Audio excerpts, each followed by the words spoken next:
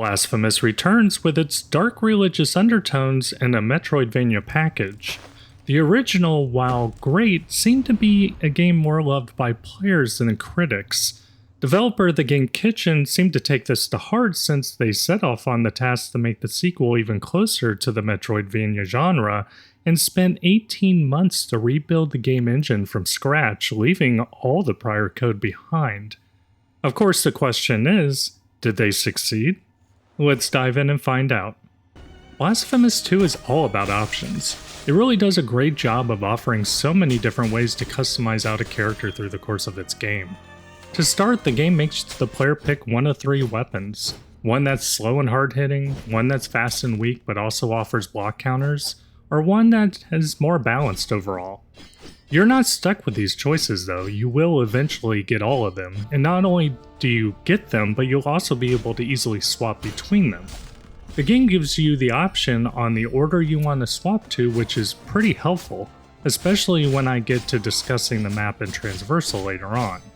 Each weapon also has their own tiered skill trees, unlocking even more power and more moves to them. I was a little worried I would end up just sticking to one regardless, but I actually found myself gaining favor to each of them during different parts of the game. The penitent one also carries what is called the Alterpiece of Favors. As you make your way through the game, you can collect figures, which there are a bunch of, that you can equip into the Alterpiece, and each one will give you additional passive stats. On top of this, each section of the Alterpiece has 2 slots, and when you combine certain figures, you can get more bonus stats, and even in some cases, you can get more moves or abilities for the penitent one. Like, in one case, you can get an aura that damages enemies while dodging through them.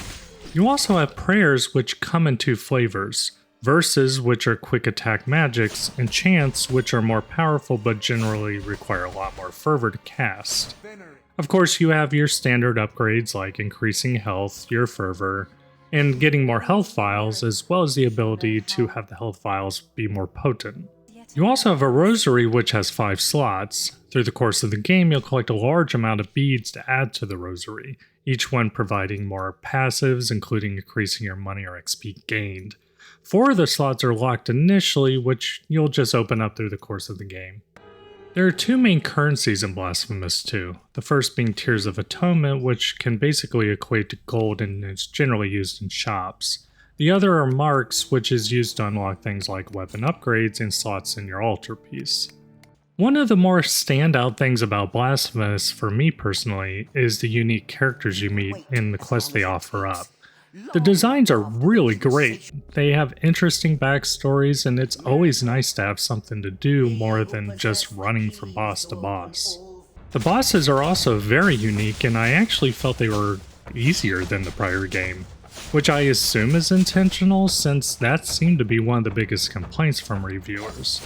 Now, don't get me wrong, they can still be very, very tough, but once you learn their patterns, I think they're pretty fair and manageable. The game also marks where the bosses are on the map, giving you a good general direction to head in and find them and fight them. Death in the game is not too harsh. It really just starts to limit your fervor bar, and honestly, it kinda depends on your playstyle if this is actually a crutch or not. When you die, you drop a guild fragment, which when you recover you'll get that fervor back, or you can just leave it behind and you can always talk to an NPC in town and buy it back. Of course, the make or break in a game like this is the map, and I think they did an amazing job on it. It feels so well connected between the areas, and backtracking never felt like a chore to me, especially when you have all the transversal options opened up. I loved running through the levels, unlocking areas I missed, or just trying to find hidden secrets. It is also kinda mind-boggling when you realize that each of the weapons is the key to opening up new ways that block you early on. That means that they had to think through all the variables involved in which someone picked a different weapon to start, how it'll force them through a different part of the map at the beginning, and how each style can progress while still getting the other weapons hidden around to even progress further. The pixel art in Blasphemous 2 is top tier. It is really just a beautiful thing to take in as you're making your way through the game. I saw a lot of headlines and stories talking about how gross this game is, and while for sure has some disturbing imagery, I didn't find it gross overall. I mean, we live in a world where people are cheering on Mortal Kombat death scenes in a trailer at the Summer's Games Fest, and those trailers make the old faces of death movies look like a film for kids. So it all just felt a little weird to me. The game plays out story parts with animated sequences that are also really well done.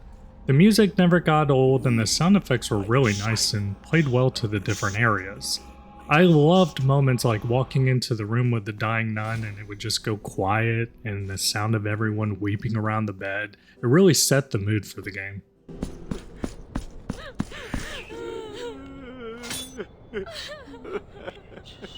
So, I really have no complaints about Blasphemous 2. With its fun combat, great map, and characters, it was just a lot of fun, and it held my attention from beginning to end. I think I ended with like 99% overall completion, and that was playing on the Switch with zero incentive to get 100% for an achievement or anything.